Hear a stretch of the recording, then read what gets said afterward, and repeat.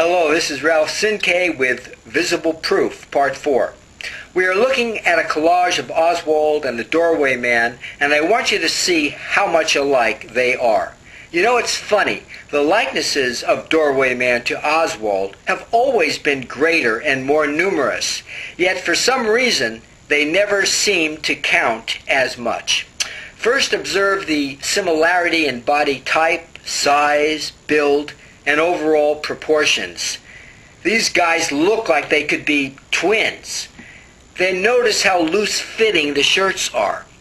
Doorman is swimming in his, it's blowing around, and Oswald has got his hands to his abdomen, which is holding his shirt in. But it still looks big on him. It's bunching up, creasing up, folding over, a sign that it's big.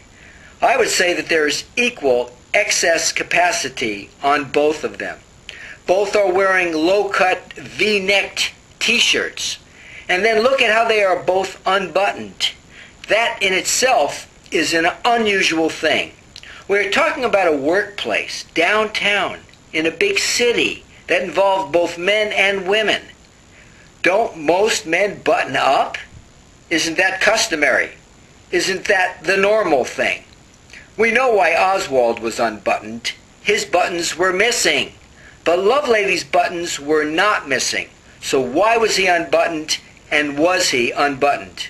Well, in the one picture we have of Lovelady from that day, he was not unbuttoned. He was completely buttoned, except for the top button, which is to say he was normally dressed. So if he was unbuttoned earlier, why was he unbuttoned earlier? And why did he button up later? And exactly when did he button up? Would you believe that nobody even asked him about it? Not the Dallas Police, the FBI, nor the Warren Commission. And why didn't they ask other people if they saw Lovelady with his shirt unbuttoned? Hey, Susie, do you recall if Mr. Lovelady's shirt was buttoned or not? Now, was that so hard? I bet you Lieutenant Columbo would have done it. Now let's talk about the pattern, the infamous pattern. Yes, on Doorman it has a lot of contrast with white blotches, but there's nothing checkered about the blotches. They are much messier and irregular than the precise squares that you see on Lovelady's shirt. And on Lovelady's shirt, it's the lines that are white, not the boxes. So why on Doorman are the blotches, which aren't even square, so white? And if you look between the white blotches on Doorman's shirt, you see a fine, grainy look. It's darker, it's more consistent, with less contrast. And that graininess matches the graininess of Oswald's shirt quite well. Then there is a black blotch right above Doorman's wrist. What is that about? It's very distinct, and it looks like somebody took a felt pen to it. Is that another artifact? And if so, where did it come from? The fact is that if you look at this pattern of Doorman's shirt with a critical eye, there is nothing about it that leaves you with an easy feeling that it's Lovelady. And again, the pattern would have been the easiest thing for them, the conspirators, to change. It was just a matter of lightness and dark.